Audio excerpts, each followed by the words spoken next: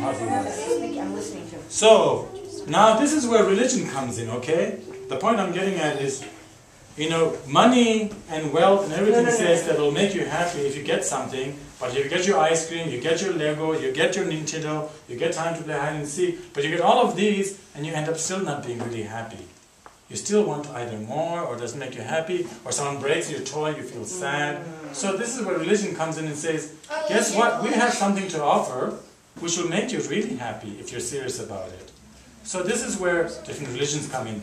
Christian comes in with, if you do this, that will make you feel more happy, more joyful. You don't need ice cream, you don't need Lego, you do not need all of the other things to make you happy.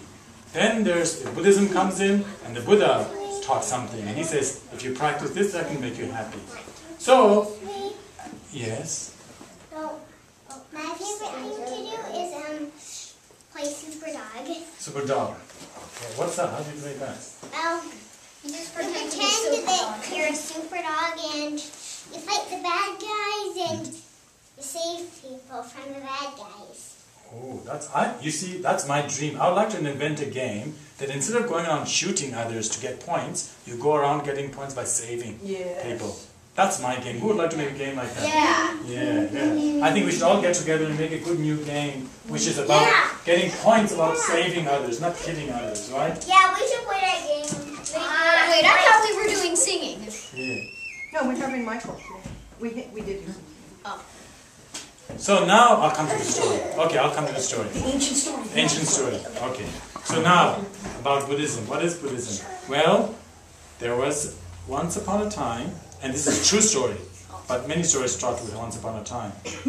So, once upon a time, about 2,500 years ago, that's a long, long time ago. Probably like the time of the Egypt. There was a king and a queen who were very rich, had a big palace, beautiful palace, and had huge palace with a lot of trees, they had gardens in it, they had beautiful animals in it.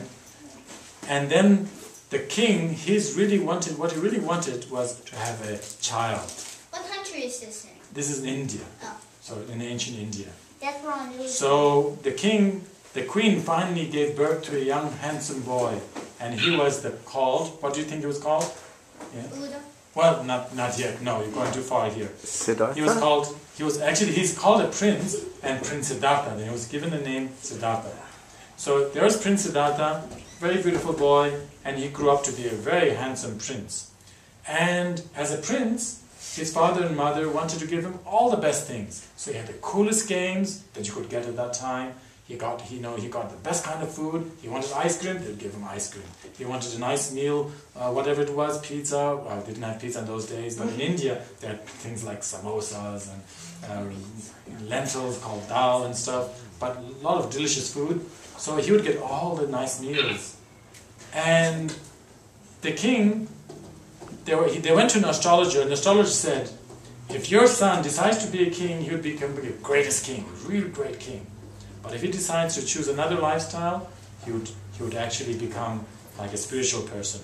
So the king, the father, wanted his son to become a great king. That was natural.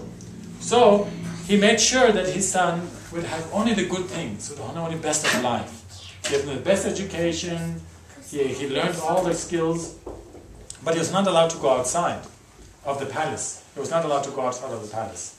So finally, he wanted to go out. He wanted to see what was out of the palace. And he went out and he saw 4 things which changed his life. And those 4 things, the first thing he saw was someone who was very unhappy, looking like saying, "Ow, ow." The prince had never seen someone like that before in his life. And so he asked his helper, someone who took him out of this palace, he asked him, Chana, his name was Chana, his helper. Chana, what's wrong with him? What's happened with this person? And Chana explained to Prince Siddhartha, this is what we call a sick person. What does it mean to be sick? Well, my prince, Lord, if we have a human, sometimes we get sick. That means the body feels pain. Has anyone felt sick here before? Yeah? Yeah.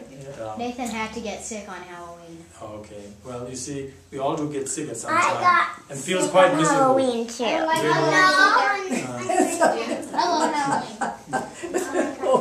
So, then the next person they saw went along, they saw the sick person, and Prince Siddhartha asked, Chana, does everyone get sick?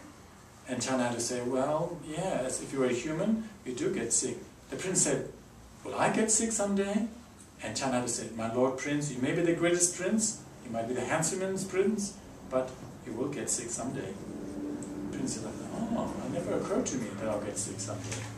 Then they went along, and they went to the village, and the next thing they saw was, in the distance they saw someone lying down, and 4 people were carrying it. They had never seen, Prince Siddhartha had never seen something like that before, and Prince Siddhartha asked Chana, Chana, what are they doing?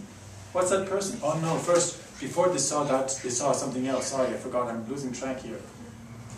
They went along, and on the side of on one house, they saw someone who was walking like this, carrying a stick and walking like this. What do you think they were seeing? A poor person. With a stick, bent over? Old person, yes. That's the next thing they saw. Someone whose skin had all wrinkled up, and were like very bent over, holding a stick, and was barely able to walk. And Prince Siddhartha said, stop, stop. Chana, what's that person? Why does he look so different? He's walking with some stick, and his face looks all wrinkled up, and he's walking bent over. What happened to him? What's wrong? Prince Siddhartha and Chana said, nothing's wrong with him. What's happened? He's become old. And Prince Siddhartha said, why? Prince Siddhartha never knew. No one told him that someone can get old. And Prince Siddhartha said, and then Chana said, well, if someone lives for a long time, if they live long enough, eventually they could become bigger, bigger, and then eventually stop growing, and then you start becoming old. And shrinky. And shrinky. That is if you're lucky to live long. Yeah. Actually many people, if you ask someone, do you want to live long? What would they say? Yeah. If do you want to become old? They might say, no. So you see, that's the paradox of our situation. We want to live long, but we don't want to become old. I know a way to keep staying on. Just not to smoke too much cigarettes. Okay, that's exactly one way too. That's very, very good. I don't good want to idea. smoke. Yeah. Well, I want to die when I'm old. That way it's a long time that I live. You don't want to, what was that? Can you repeat what you said? You don't want to become old, or? Well, I actually want to die when I'm old. That way I can live for a long time. Yeah, that's good. I want to live I don't want to die. You don't want to die? Maybe 1,000. Well, exactly. No, that's true. That's No true. way people can be 1,000. He can be 100. Can't stop you from something dying. That's very true. Grandma. Well, exactly. So now the third. We have only come to the second one yet. There's 2 more to go. And then my story will come to an end. So they saw, what was the scene first? The guy who got sick. A sick person. They saw a sick person. The next person they saw? No, it's the guy with the Old guy. person, Yeah. old guy. So the Then third. the third was that he saw something first being carried by 4 people on the shoulders, and someone looked like there was something lying down, looked like a person. So Prince Siddhartha said to Chana, Chana, who's that person? Why is he lying down? Why is he being carried by 4 people? And Chana said, well, my lord, that is what we call a dead person. What does that mean? Well, if you live long enough, you become old, and if you don't die young from sickness, and you become old, then eventually the body stops working, and then you die. And Prince Siddhartha said, will I die someday too? And what do you guess the answer is? Yes. Yes. He said, Chana said, my lord prince, you may be very handsome and young now, you may be very beautiful, and you may be a strong prince now, but one day, eventually, if you live long, you'll become old, and then you'll die. And Prince Siddhartha started feeling a little bit uncomfortable and feeling, my gosh, I've got all the food I can get, the best kind of food, I've got best kind of clothes I can wear, I've got everything that I have, but if I'm going to get sick someday, I'm going to get old, and then I'm going to die, I wonder what life is all about. So then they went on, and he was thinking about it, and the fourth thing they saw, the fourth thing was on the outskirts, after they left the village, under a tree, they saw someone with like a beard and looked very quiet and closed eyes, was sitting very quietly like that. And it was wearing clothes similar to that I was wearing, similar clothes like this, very quietly, sitting very quietly. And Siddhartha, when he saw that, the prince, was very amazed to see someone who was not busy in the world, not doing so many or running around, but sitting very quietly. And he was quite surprised. And he asked Channa, "What's that person, Channa?" And Channa said, "Well, that's what we call a hermit, someone who's decided not to spend all their life just eating ice cream or playing with games and playing Lego, Nintendo, or hide and seek and all of that, but actually decided to spend some time meditating and becoming quiet and not causing too much trouble in the world." So Prince Siddhartha thought, cool. Prince Siddhartha asked Channa, naturally, "Can anyone decide to meditate and become like a hermit and meditate?" Yes. And he said, yes. Yes, that's the obvious answer now. So, when they went back to the palace, Prince Siddhartha thought, he had already married, he had a beautiful wife, princess, he married a princess, he had a beautiful son, but he thought, I know that my father, the king, will take care of my wife and my son. I'm going to decide to leave the palace. So that very night he left the palace, he went out, he left everything. And he took Channa with him as a helper to get out in the forest. He gave all his jewels to Channa. He said, "Go and take this, use this for other people to help others. Use your family, I know your family's poor, and I don't need him anymore." He cut off his hair. So that's why I have short hair now, because that is to remind me of the Buddha's Siddhartha cutting off his hair. And he cut off his hair and he went into the forest and lived in the forest. And he started to learn from many different masters, and then he started to meditate. And he meditated and meditated under a tree. And this tree that he meditated under, you can go and see it in India. It is still there. Well, apparently that tree dried down, but the seed that fell from that tree grew again. So the seedling of that tree can still be seen. But another tree which was from that seedling. So he meditated for 6 years under the tree. And he meditated so hard, with so much intention, that he forgot to eat. He almost died without eating. And he was at the verge of dying from not eating, and he became so skinny. His eyes started slumping, his mouth started to become, his ribs, you could see his ribs. And then a beautiful lady came and offered him some rice and milk. And then he suddenly thought, if I starve myself to death, no one's going to benefit.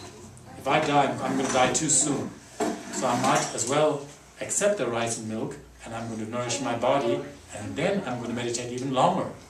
So then he realized, Prince Siddhartha realized that to go to an extreme of not eating was not the right way. So if you think that I shouldn't eat ice cream anymore, that's not right. You can eat ice cream, but just didn't know that if you eat too much ice cream, you might also get sick. So that's or die. So to this day, the Buddhist way, the Buddhist path is known as the middle way, free from extremes. You don't eat too much, but you don't starve yourself. You don't think too much, but you try not to completely get rid of your thoughts as well. You don't only study. You don't study too much, because that's going to make your brain just too much knowledge, and you might not be able to handle it. But you study, but you also play. So everything in moderation. Okay.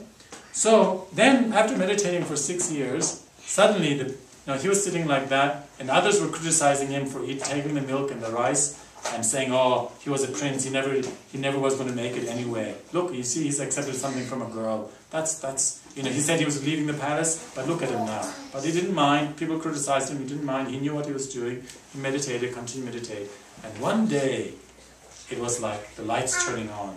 Suddenly, he just understood everything. He understood everything. What he understood was what made someone become sick, what made someone become old, what made someone die. What was it he found out? And he found out 3 things, and that is something you would remember. It's anger. He understood that if you get very angry, that's going to make you sick.